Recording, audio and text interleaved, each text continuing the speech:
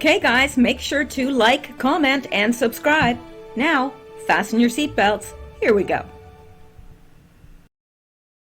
Well, hey there, it's Tuesday, February the 25th, and it's 10:32 p.m. Eastern Time, and we're going to get into some of the news tonight. Now, I know I'm a bit late because I had to take my parents out of town today to the doctor, and I got back late. So this isn't going to be a long video, but hopefully it'll be a good video. All right, so let's go over here, and I do have a few people to thank. For coffee donations, thank you so very much. Ursa Bruin, Anon, like that name, Connie Starr, and Rebel. And let's hope it's a rebel with a cause. I think she is probably a rebel with a cause. Anyway, thank you guys so much for your donation. I really, really appreciate it. All right. Let's move on, and we're going to just get into the first thing here. Now, there's a lot of news that happened today. Unfortunately, some of this is kind of late because I had prepared some of it yesterday knowing that I would be late today. So I haven't got to all of today's news, but I have got some. And also, I did throw some of the virus stuff in there as well, just because I don't want to do a whole separate video on that right tonight. So I just kind of threw it in here with the overall news. But take a look at this. This is in Saudi Arabia. So some biblical stuff. Well, I would say so. Could you imagine seeing that coming for your crops if you're a farmer? And these things, they'll have this vast greenery ahead of them, and once they've passed through, there's nothing left. I mean nothing. There are little sticks of wood, if that, sticking up from the ground where trees used to be. But yeah, it's, can you imagine? Look at it. It blocks out the sun almost. Not somewhere I would like to be, and not something I would like to experience. I feel very, very sorry for these people.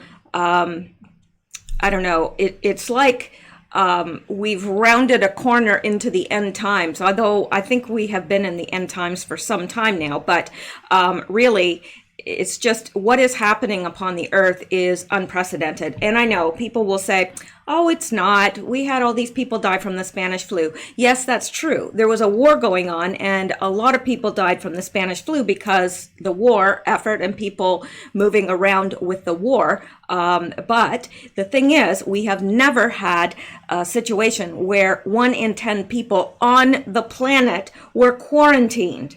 Now, also, I wanted to tell you that remember that the last video, if you saw it, on the virus, I had noted this Anon that has been correct in everything that they've said. They told us that it would get into Italy, and they were talking that back in January, and they laid out what was going to happen in Wuhan. They said it was going to get to Italy, that they were using that as a testing ground for modeling. Modeling meaning modeling the virus.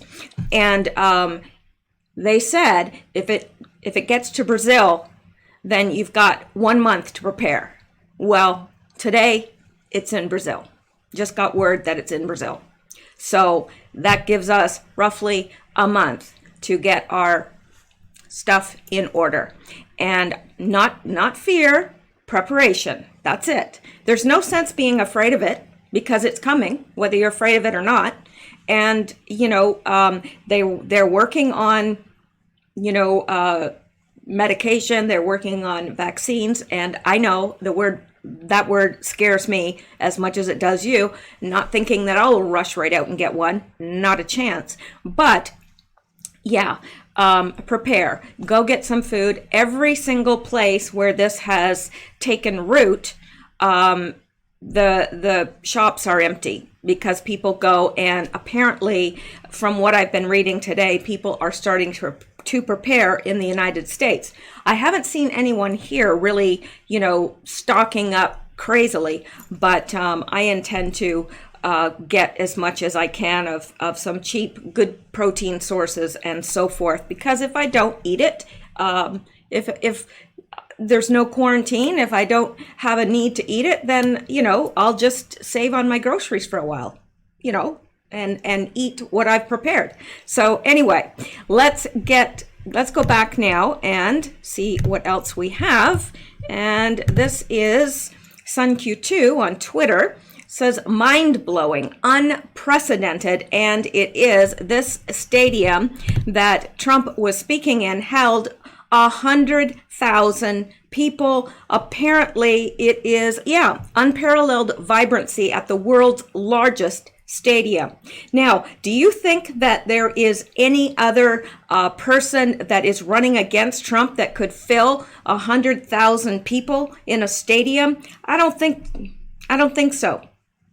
And I know there's people out there going, oh yeah, but they were there to see Modi. They weren't there to see President Trump. Bull crap, they weren't. Look at the crowds he pulls in the U.S. Unprecedented. There aren't even many rock groups that could pull, stadiums full of people like that. I don't know of any. But anyway, I just thought that this was so beautiful. This stadium was huge. He was given such a warm welcome, and it just warmed the deep, dark cockles of my heart. Now, what Costa, what's his name? Jim, anyway, we're going to get to that. All right. Let's go back now, and enough of those locusts. Ugh. All right, now it says, and this is from yesterday, the most powerful picture on the internet today. And look at Melania in the background smiling. Such a beautiful woman, and she represents America so well. Her fashion is impeccable. Her taste is impeccable. She speaks 5 languages, so she's a polyglot, is what they call people that speak different languages. And she's extremely intelligent. I can't, for the sake of me, why people aren't beating down her doors to be on the cover of magazines. Well, I know, but I know why, but really, is that fair? Of course it isn't. But then nothing towards Trump has been fair at all. So let's go on now and look at this. All right, it says top lawyer for intelligence community to leave post. Now, this is a few days old, but the top lawyer for the intelligence community who played an integral, yeah, you know how I stumble, role in the decision to keep from Congress the whistleblower's complaint that sparked the impeachment inquiry into President Trump is leaving his post, CBS News has learned. Jason Klitenik, general counsel for the Office of the Director of National Intelligence, will step down from his position next month and return to the private sector. The office, which oversees the 17 intelligence agencies, said Klitenik has served as a top lawyer for the intelligence community since August 2018, after he was unanimously confirmed by the Senate. Klitenik's departure comes alongside the looming March 11 deadline for acting director of national intelligence, Joseph Maguire, to either be nominated for the position formally by Mr. Trump or replaced. And he is going to be replaced. Bye-bye. Okay, now that's enough of that. Let's go back now. Da-da-dum-dum. And again, this is SunQ2 from Twitter. And look what CNN, in all of their distasteful disdain for Trump, has written. President Trump, why don't they just shut up and not say anything at all? Really. President Trump, whose diet is often a rotation of steaks, burgers, and meatloaf, faces a potential shock as he prepares to travel to India, where Hindus are the majority and cows are revered as sacred. Like, are you kidding me? Really? They make it sound like President Trump has a diet of a 15-year-old, just steaks and burgers and fries and milkshakes and whatever, and he's just going to be so hard done by going to India where they don't eat meat. I think that really, somebody has way too much time on their hand at CNN. And I hope that a bunch of people get fired from CNN. It's ridiculous. I'm so sick of this. It doesn't matter if Trump is exonerated. It doesn't matter if the rest of the world hails him as a hero. The media in this country will always treat him with such disrespect and disdain. It's awful. Unbelievable. Anyway, let's go on now. Okay, Jussie Smollett is back in court today with 7 felony charges. Count them, 7. And City of Chicago sues for $130,000 of wasted police investigation. Good for them. Good for them. He needs to pay that back. The Nigerian brother set to testify, bail or no bail, as he is a flight risk. Yes, yes, he is. Yes, I hope they really throw the book at him and that he does have to pay back every single cent that was spent on that investigation. It's, I'd say it's unbelievable, but I mean, I'm running out of words, really. Excuse me for a moment. I'm sure you'd rather me drink water than cough. All right. Okay, well, let's go back because there's more. There's always more. There's always more and more and more. All right, here we go.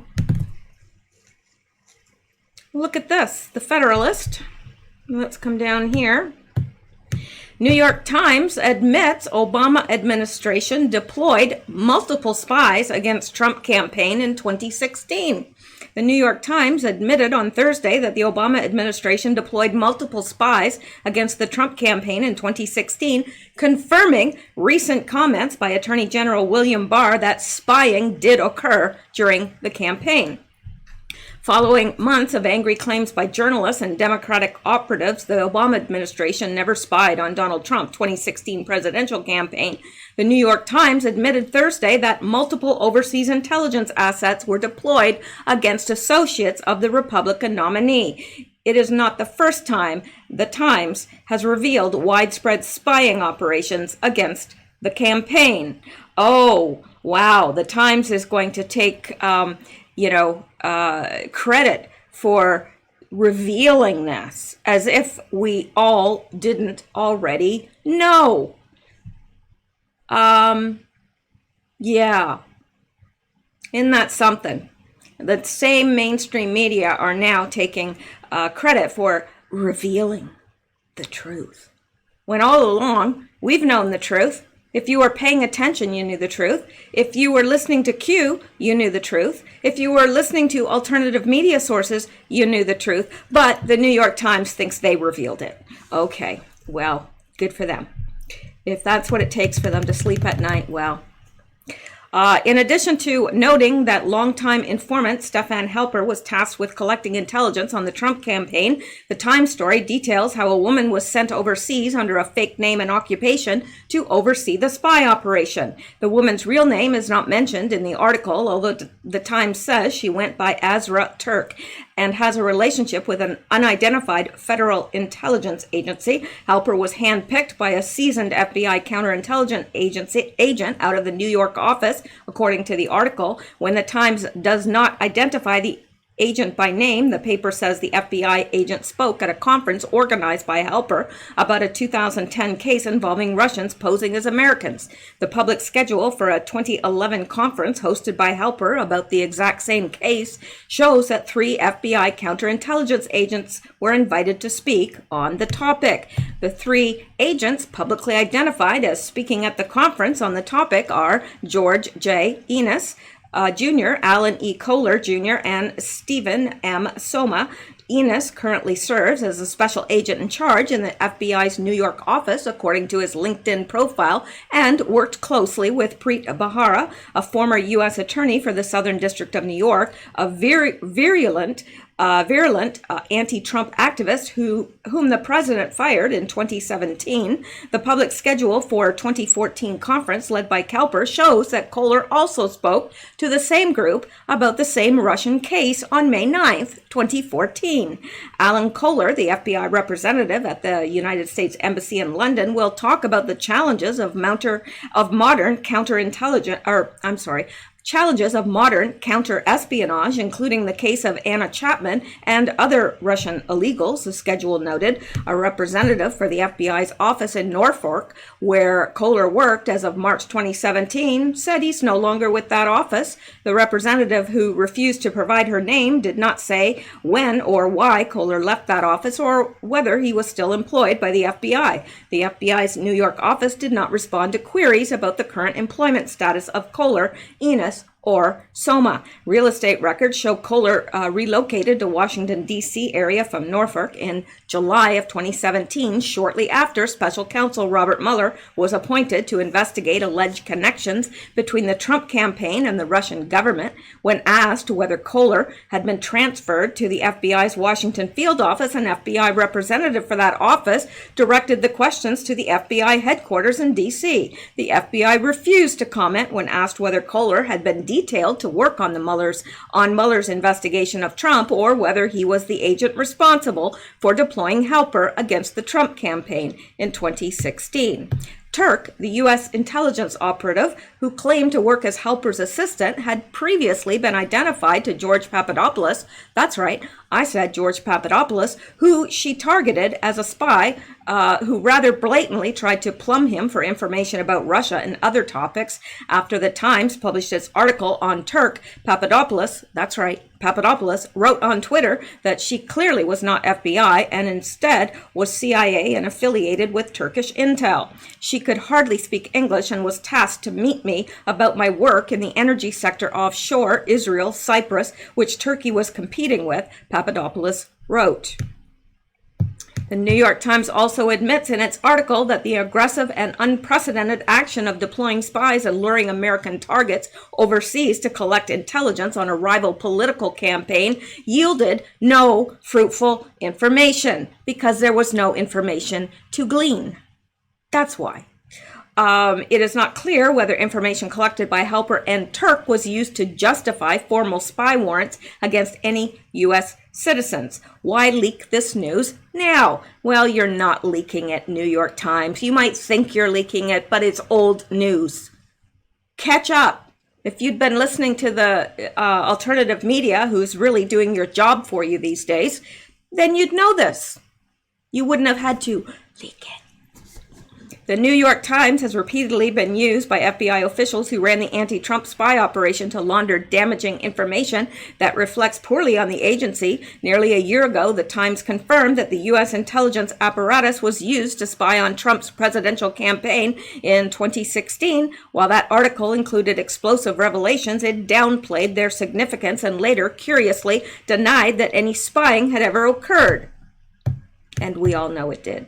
In that case, the ostensible purpose of the leak was to get ahead of what congressional investigators had figured out. The Obama administration targeted the Trump campaign with secret informants. The leak that fueled the Thursday New York Times bombshell was likely placed in anticipation of the formal release of even more damaging information about how U.S. intelligence law enforcement agencies potentially abused their authority. Not potentially, they abused their authorities big time.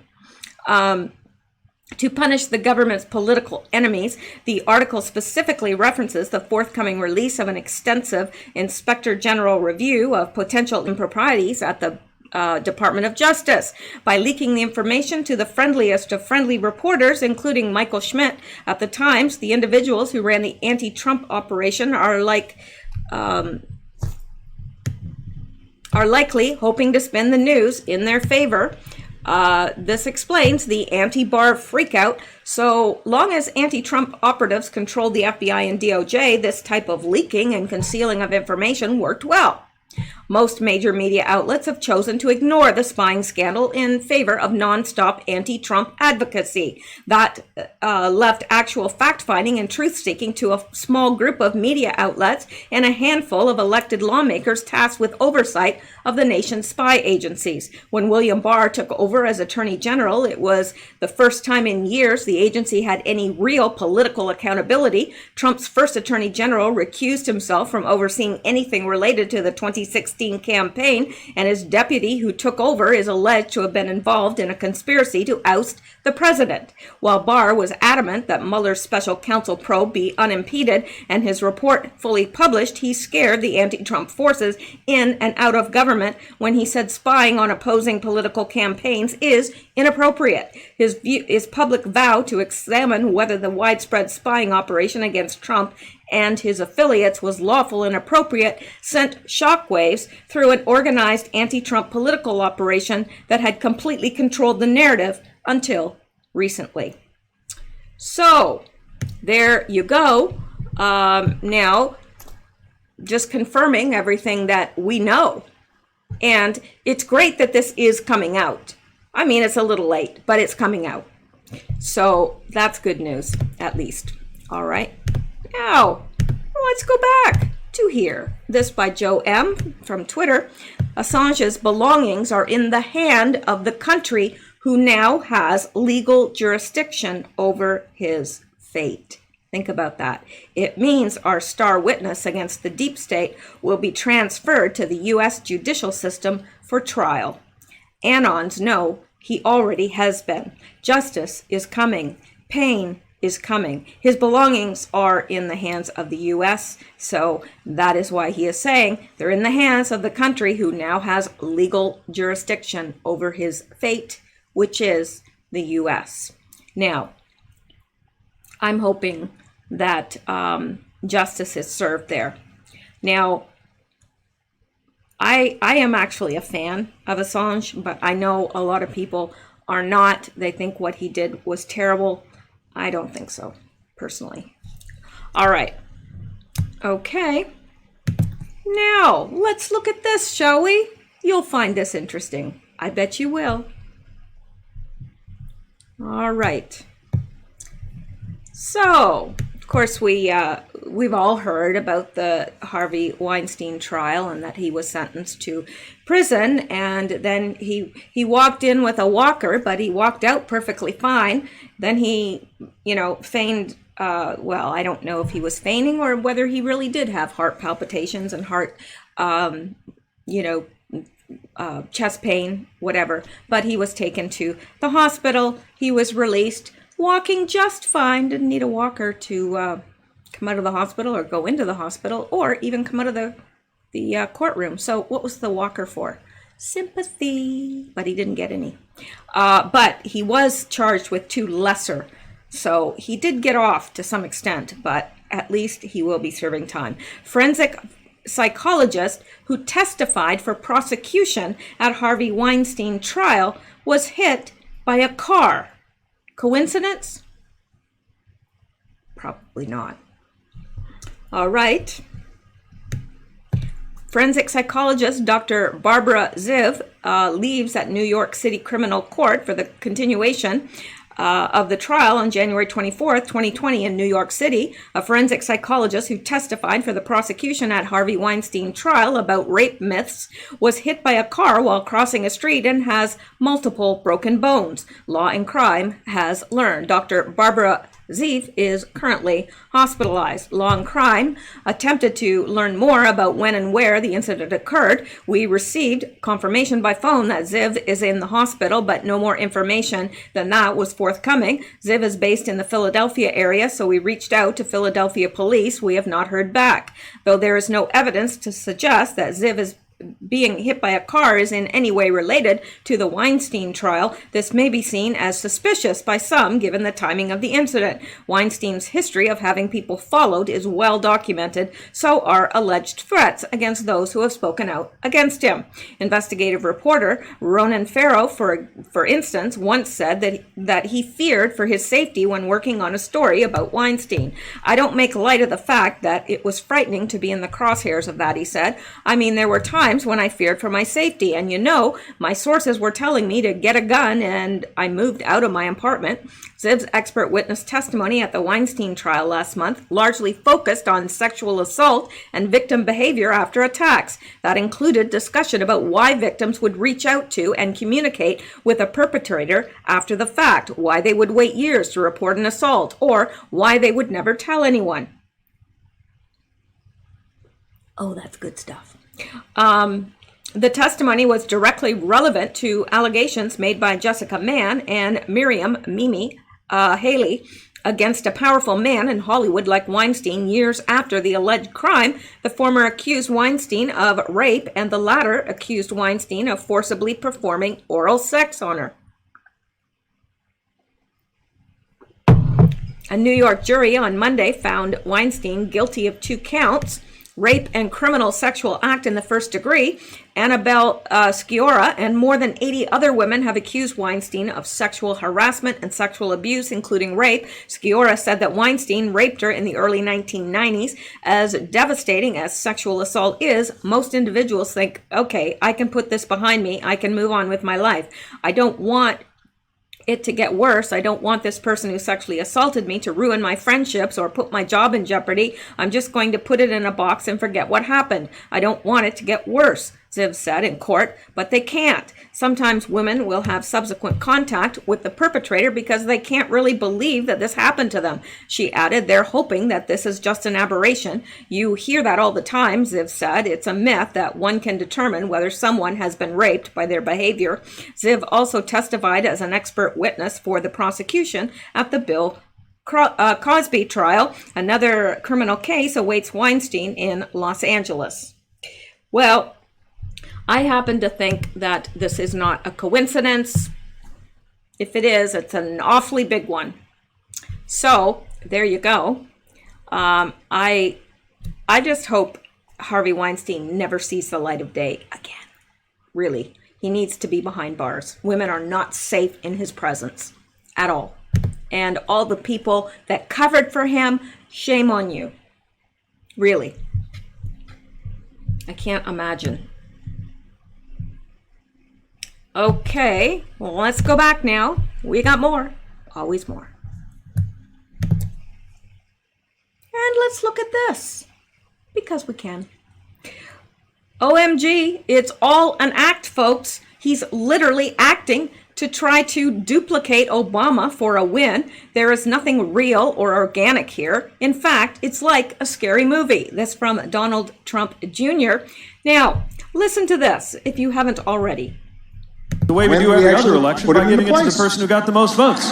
Just a thought. Brings us together. Now, this country was built.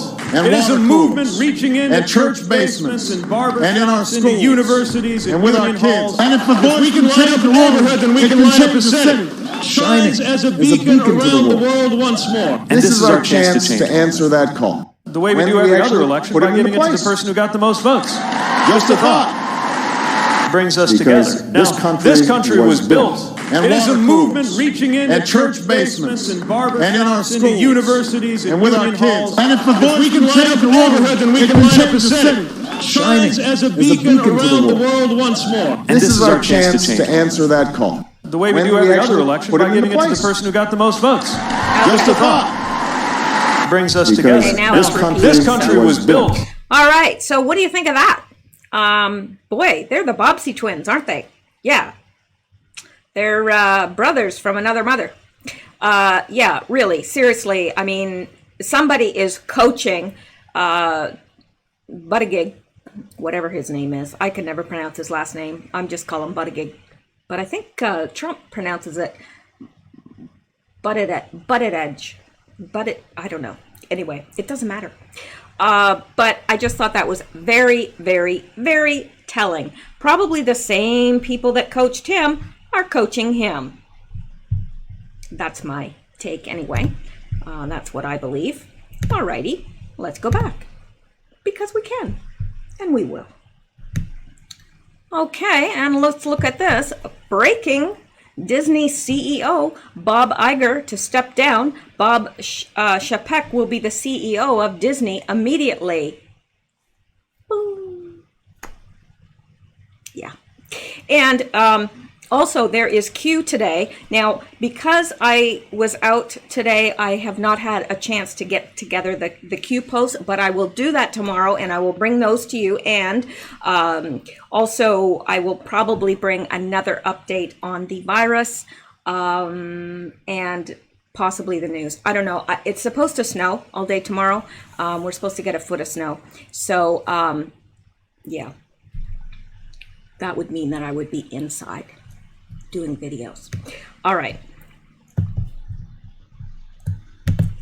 Okay, let's look at this. Okay, well, disregard the language, but this is from Julian's Rum, another great person to follow on Twitter. But look at this. This is from the BNO newsroom. Breaking: Iran's deputy health minister tests positive for coronavirus. He had previously looked unwell during a press conference. So let's take a look at this. And you can see him. Well, let's. This is him. Just watch him there for a minute.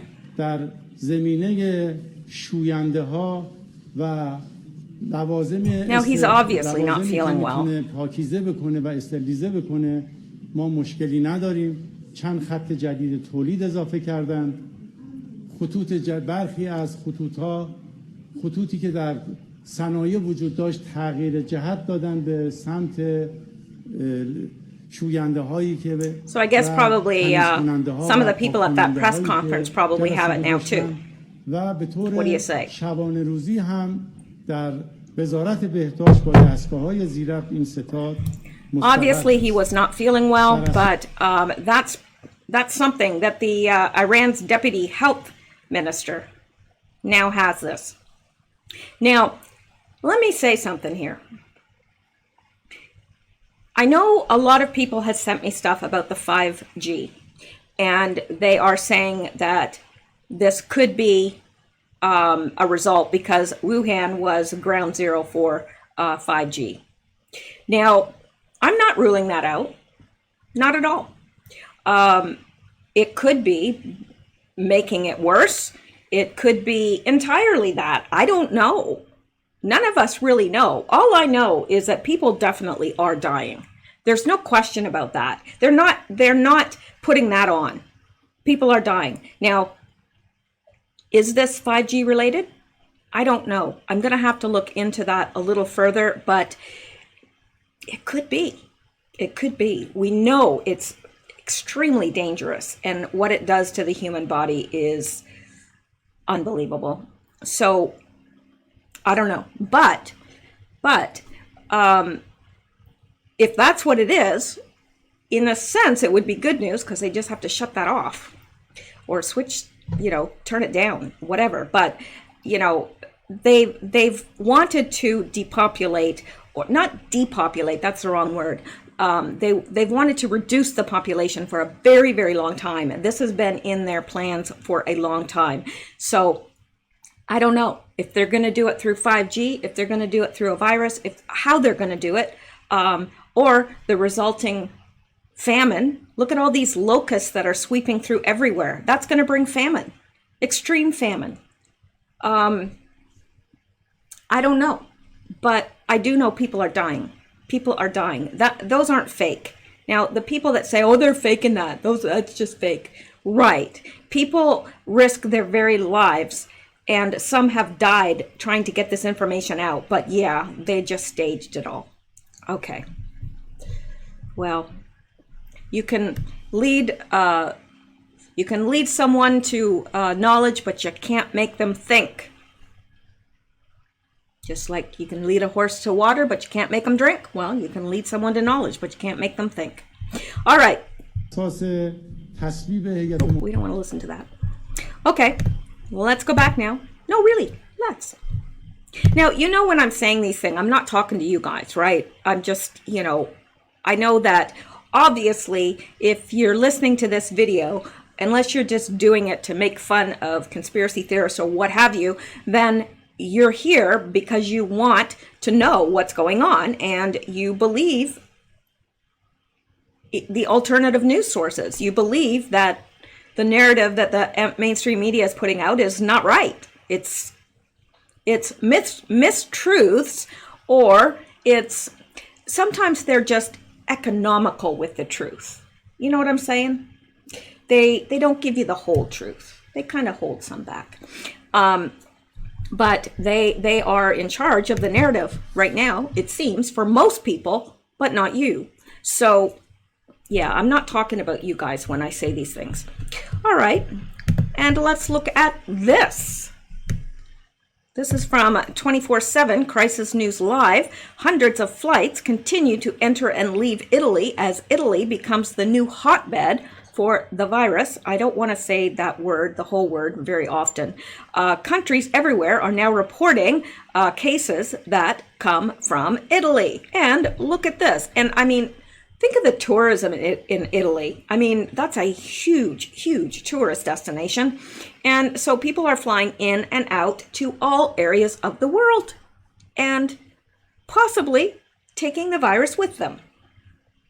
I understand these countries are hesitant to shut down flights when it's money coming into the country. I do understand that, but I also realize that this thing will never be stopped if this continues, because an airplane is just a flying petri dish. Really, that's all it is. I mean, even if somebody has a cold on that plane, chances are you'll have a cold too after you leave. So the same air circulates and circulates. So if you're finding yourself having to fly, please wear a mask and gloves. And if people make fun of you, so what? I'd rather people make fun of me and me be alive. All right, well, let's look at this. Now, I put here, what on earth is wrong with this man? Now, who do you think I'm talking about? Joe Biden, of course. What is wrong with him? Listen to this. Really. Says poor old Joe thinks he's running for Senate. I feel sorry for him. He means well, but shouldn't be putting himself through this. I think he's setting up an alibi. I think he is setting up a insanity defense. That's what I'm saying. That's what, or that he's got Alzheimer's or something. Because this is too much now. Okay, at first I believed, okay, he's just making these gaffes because whatever, he's getting older and, you know, but are you kidding me? It's getting too much now. I mean, he said what was it in the last video? He said his son was the Attorney General for the U.S. His son, not Hunter, but I can't remember the other guy's name. I know it, but it's just slipped my mind. Anyway, so he says he was the Attorney General for U.S. No, he wasn't. I mean, he's just saying the most bizarre, off the wall things now. And here, he doesn't even correct himself. He doesn't even get what he said wrong. So I have to believe that he is setting himself up so that, because he knows he's in trouble. He knows he's going to face it sooner or later. So, yeah. Anyway, let's listen to this.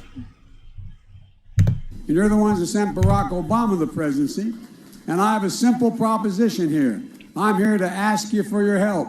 Where I come from, you don't get far unless you ask. My name's Joe Biden. I'm a Democratic candidate for the United States Senate. Look me over. If you like what you see, help out. If not, vote for the other guy. Give me a look, though, okay?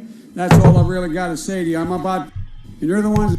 Now, did you hear what he said? Really hear what he said? He said, okay, first of all, he said, I'm running for the U.S. Senate. If you don't like what you see, vote for the other Biden. That's what he just said. So not only does he think he's running for the Senate, but he's saying, if you don't like me, vote for another Biden. See, listen again. I'm going to play it again.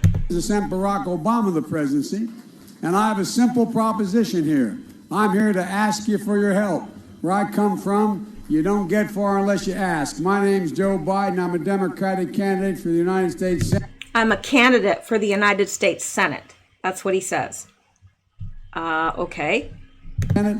Look me over. If you like what you see, help out. If not, vote for the other Biden. Give me Vote for the other Biden. If not, vote for the other Biden. Don't get that. a look, though, okay? That's all I really got to say to you. I'm about... So that's it for that. But what do you guys think? Do you think that he is just setting up an alibi so that he can say, well, I'm not of sound mind. I can't stand trial. I'm not of sound mind. Or his doctor or whatever. Or is he really suffering some sort of dementia or what have you? All right. Well, let me know in the comments below. I think it's just a little odd. He just keeps making these very serious mistakes. And come on, you can't tell me that his wife or someone that loves him has not said, look, Joe, like, come on, you're making a lot of errors. Maybe you should just, give it up. You would think. You would think even Hunter Biden would tell his dad, look, Dad, don't do this. But I don't know. Okay, and let's look at this from Red Nation Rising. China just announced they will allow rice imports from the U.S. for the first time in their history. Read that again. Slow. Yeah, kind of like selling ice to Eskimos or, no, you don't think of selling rice to the Chinese, really. Like, I would never imagine that. But yet, Donald Trump selling rice to the Chinese. Now, there's a man that can sell. Right. Okay. Now, let's look at this. I'm sorry to go to this website because it's so littered with stupid ads, and if I don't click off my ad blocker, then it won't let me see the article. So it drives me crazy though every time I come here. U.S. plot looked like an accident. Spies discuss kidnapping or poisoning WikiLeaks founder in Ecuadorian embassy. Extradition trial hears. Julian Assange, 48, wanted... Oh, he's just a baby still. I thought he was older because he looks like he's aged terribly from just what he's gone through. I feel very bad for the guy. Just looking at him, you can tell he's in distress. Anyway, 17 charges are alleged breaches of U.S. Espionage Act and one of computer hacking. Assange's QC says he is a suicide risk in an inhuman and degrading U.S. jail. Edward Fitzgerald also claims there was a U.S. plot to snatch or murder his client. U.S. spies hatched a plot to kidnap or even poison Julian Assange using shady Spanish private detectives after he leaked 250,000 top secret documents online. His extradition hearing was told yesterday. The WikiLeaks founder's human rights barrister Edward Fitzgerald, who has previously represented Moore's murderer Myra Hindley and hate preacher Abu Hamza, said an attack inside London's Ecuadorian embassy would have looked like an accident. The QC said private security from a Spanish company acting on behalf of the U.S. authorities were involved in intrusive and sophisticated surveillance of his client, but were outed by a mysterious Iberian whistleblower known only as Witness 2. The covert monitoring allegedly began after UC Global David Morales returned from a Las Vegas security trade fair in around July 2016 with a contract purportedly for a yacht belonging to Sheldon Adelson, a financial backer of Donald Trump. But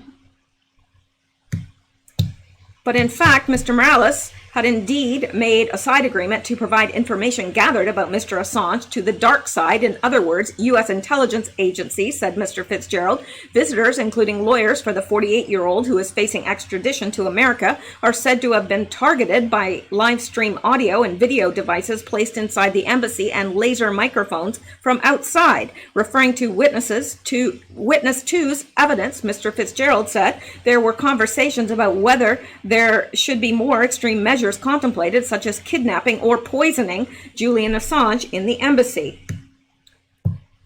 Yeah, wow. Reading from a witness statement, Mr. Fitzgerald continued, David Morales said that the Americans were desperate and had even suggested more extreme measures could be applied against the guests to put an end to the situation. He said that there was a suggestion the embassy door could be left open to make a kidnapping look like it could have been an accident, adding even the possibility of poisoning had been discussed. The extraordinary claims were made on the first day of Assange's extraordinary British legal face-off with Donald Trump's government, which continues at Belmarsh Magistrates Court today. Assange, who is being held in Belmarsh prison after being dragged from the Ecuadorian embassy last year, appeared in the dock at the London court next door yesterday. He is battling to avoid extradition to Virginia, where he faces 18 charges and a jail term of up to 175 years for leaking state secrets in 250,000 classified documents published by WikiLeaks online in 2010. But Assange's QC, Edward Fitzgerald, said extradition to an American prison extradition would be the height of inhumanity, exposing him to inhumane conditions in an American prison, leading to a high risk of suicide. James Lewis, QC, representing the U.S. government, said Assange had conspired with former U.S. Army intelligence analyst Chelsea Manning to hack Department of Defense computers and share its secrets. Mr. Lewis said documents that could only have been taken from WikiLeaks were found in Osama bin Laden's Pakistani compound after U.S. Navy SEALs raided it and shot him dead in 2011. Sure they did. Sure they did. This, argued Mr. Lewis, is clear evidence that the information from the leaks was useful to the enemies of the United States of America. The British QC added, the U.S. is aware of sources whose redacted names and other identifying information was contained in classified documents published by WikiLeaks who subsequently disappeared. Mr. Fitzgerald outlined the 48-year-old's defense, claiming he is an innocent man whose extradition is politically motivated by the Trump administration, who want his head on a pike to scare off potential leakers and whistleblowers.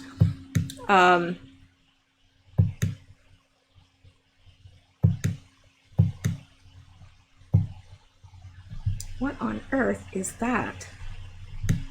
Is that blood? Police arrest activists who lay in blood outside Belmarsh prison. Okay. Okie dokie. He said prosecution is not motivated by genuine concern for criminal justice, but by politics. This extradition should be barred because the prosecution is being pursued for political motives and not in good faith. He added the extradition attempt was directed at Assange because of the political opinions he holds, and said he would be denied a fair trial in the United States. Up to 500 supporters, including fashion designer Vivienne Westwood, were camped outside, and District Judge Vanessa Baratzer was forced to send a message out to the crowd asking them to reduce the volume of their Free Julian Assange chanting because it was disrupting proceedings. Assange later stood up in the dock and said, I am very appreciative of the public support and understand they must be disgusted. But the judge stopped him from speaking, instead asking his lawyer, Edward Fitzgerald, QC, to address her. He said, what Mr. Assange is saying is he can't hear and can't concentrate because of the noise outside. Assange's legal team argue his case could lead to criminalizing activities crucial to investigative journalists, but Mr. Lewis said being a journalist does not excuse criminality, and it is inconceivable any responsible publication would knowingly publish information that puts people's lives at risk. He added the defense wished to paint Mr. Assange as a defender of liberty, but that is not for this court to decide. Mr. Lewis said the majority of the charges relate to straightforward criminal activity, which he described as a conspiracy to steal from and hack into the Department of Defense computer system, along with former U.S. Army intelligence analyst Chelsea Manning. See, I don't think he hacked into anywhere. I think that was given to him. These are ordinary criminal charges, and any person, journalist, or source who hacks or attempts to gain unauthorized access to a secure system or aids or abets others to do so is guilty of computer misuse, Mr. Lewis said. Reporting or journalism is not an excuse for criminal activities or a license to break ordinary criminal law. This is true in the UK as it is in the US, and indeed in any civilized society or civilized country in the world. He added the defense claim that Assange might receive a jail term of 170 years was hyperbole, but Mr. Lewis said that under the UK Official Secrets Act, any person who obtained or communicated information which is useful to the enemy of the state commits an offense. The allegation says that Chelsea Manning was a U.S. citizen and serving soldier who obtained and communicated to Mr. Assange information which may have been of use to an enemy. He said in leaking documents that he knew would be of use to the enemies of the U.S., Assange caused serious damage to national security, the court heard. Well, I'm not going to get into any more of this because this is a very long article, and I'm not sure what I think about the whole Julian Assange case. I would love to know what you guys think. I think he's a hero, but I may be wrong. I may not have all my facts straight. So if you think otherwise, then please convince me. Really, I'm saying that because we're all seeking the truth, myself included. And I'm not conceited enough to think that I've got it all. I don't. That's why we're all learning, we're all growing, we're all seeking the truth. All right, now let's go on to this. And this is about the virus. Currently, 80,146 infected, 2,699 deaths globally. Of course, we know that that is ridiculous. 53 U.S. confirmed infected. And what is she saying here? Department of Homeland Security, Acting Deputy Secretary Ken Cuccinelli told Fox News on Monday that the origin of the virus outbreak remains virtually unknown and refused to rule out startling theory that the virus may have originated in a high-security biochemical lab in the Wu. I'm sorry, but they are really, really censoring anything about this right now, so I've got to be careful. Our colleagues at the CDC and NIH on the task force have made it very clear we don't yet know the origin of this virus. Cuccinelli told Siegel on Tucker Carlson tonight, "We're not entirely sure how this one started yet," he continued. I think they do. I think they have a pretty good idea. There's a biological facility in the province that people worry about, but I say the reading that I have done of medical professionals suggests that the structure of the virus seems unlikely to have been man-made. That's not true. That is not true. This is misuse. This is disinformation right there, because that's not true. All the epidemiologists and virologists are saying that it was created. So don't believe that. So you know what? I'm not even going to read that further because that's disinformation. If someone can show me from more than just one epidemiologist or virologist that it did not come from where we all know it came from, then I will consider changing my opinion, but not now because there's too many that have said otherwise. All right. Oh, this is very interesting. And you know what? This will probably be the last one. Here are the 425 billion reasons why the WHO refuses to call the outbreak this word right here. All right. The World Bank launched a 425 million 2017 catastrophe bond issue supporting its PANDEMIC emergency financing facility. There are two tranches, I think they mean branches, of PEF bonds outstanding, expected to mature in July. And this means investors of the bonds will collect massive profits if the bonds aren't triggered, or will lose everything if the outbreak continues to escalate. Oh, now we know why they won't call it what it is and why they're saying, oh, we don't even use that term anymore, which is ridiculous, absolutely ridiculous. It's becoming increasingly apparent why the World Health Organization has had a difficult time calling the outbreak what it is. This is because it would cause both bonds to trigger, effectively wiping out bondholders. There you go, folks. It's all about money. Not about saving lives. It's all about money. It's always about money. They don't care about us. They don't. It's becoming increasingly apparent. Okay, I just read that. The World Bank issued two, I guess it is tranches of PEF bonds worth $425 million in 2017. Bondholders have seen 2 years of above average returns with no concern of virus outbreaks around the world that would trigger even the slightest hint both bonds would go into default. Until now. The outbreak in China, spreading across 38 countries and infecting more than 80,000 people. Yeah, right. Okay, 80,000 people, like maybe yesterday, resulting in 2,700 deaths, could leave investors of the bonds with absolutely nothing. That's what they're concerned about. That's it. Yeah. Class A bonds were issued in the amount of $225 million with a payout of 6.9 annually. The bond's default, if what it is identified and deaths reach over 2,500 in one particular country with an additional 20 deaths in another, the prospectus states Class B bonds were issued in the amount of $95 million with a payout of 11.5 annually, but had a much lower trigger level of deaths versus Class A, hence the high yield. Bloomberg spoke with several investors who own the bonds. The unidentified people said the bonds aren't quoted on public exchanges. If the bonds are triggered, it would be determined by Boston-based private company Air Worldwide Corporation. The investors said Class B bonds are trading at 60 cents and 70 cents on the dollar, mostly because of the outbreak. The investor stressed the quoting of the bond isn't public information and wanted to remain anonymous, adding that the large tranche, Class A, is trading a little under face value.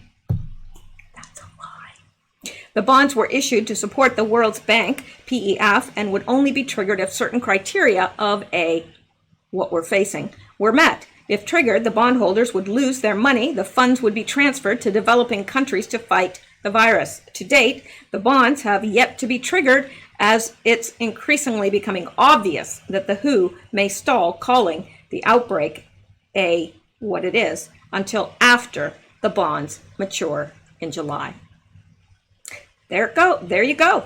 That answers all the questions about what the heck are they thinking. Now we know. Money. All about money. Now, there is one more thing I want to hit on here. Now, this is a little bit of good news. Actually, it's a lot of good news, especially for animals. Very good news for animals. Look at this. 2 guys create leather from cactus. Will save 1 billion animals killed for fashion. Whether you like it or hate it, you've got to admit leather products aren't good for the environment. In fact, according to PETA, the global leather industry kills more than 1 billion animals for their skin and hides. Ooh. That's too, I didn't know it was that many. However, what's even more worrying is the impact leather has on the environment. Not only the animal from which the leather is derived consumes a ton of water in its lifetime, but after deriving the skin, the treatment process introduces it with a ton of chemicals. This not only is harmful to the environment, but also makes the leather item non-biodegradable. So this is the leather that they have produced from cactus. I love these 2 colors. Even the faux leather that many vegans love using, thinking that it isn't derived after killing an animal, is actually made from plastic that doesn't really solve the waste problem. However, 2 entrepreneurs, Adrian Lopez Velarde and Marte Cazares, have found something that truly hits at the right spot. Cactus. Who knew? 2 guys create leather from cactus. The company's called Adriano Di Marti, and they formulated a new technique to create a fabric using cactus leaves called deserto. Cactus, known for its rugged nature, is quite hard and thick and pointy. However, when fully processed, it not only feels like actual leather, but since it's made from cactus, a plant that can grow in the desert with minimum moisture, it doesn't consume much water. So this is good news, really. And especially if it looks and feels like leather and has that appeal. I mean, I love leather, but, I I really don't like the fact that animals are dying for that at all. Unless the animal's already dead, but you know they're not already, well, they are already dead when they harvest their skin, but still, you know what I'm saying. I don't know what I'm saying. It's late. All right. So I think that's it for tonight, but I will be back, Lord willing, and the creek don't rise. Well, the creek won't be rising because it's snowing, but the creek will be frozen. But I'll still be here if the creek freezes. So anyway, thank you guys so much for listening. I appreciate it. And thanks for hanging in with me, even though I'm late reporting tonight. So I will talk to you later. I'll see you next time. And you guys stay safe, stay well, stay blessed, and keep seeking truth. Good night, guys.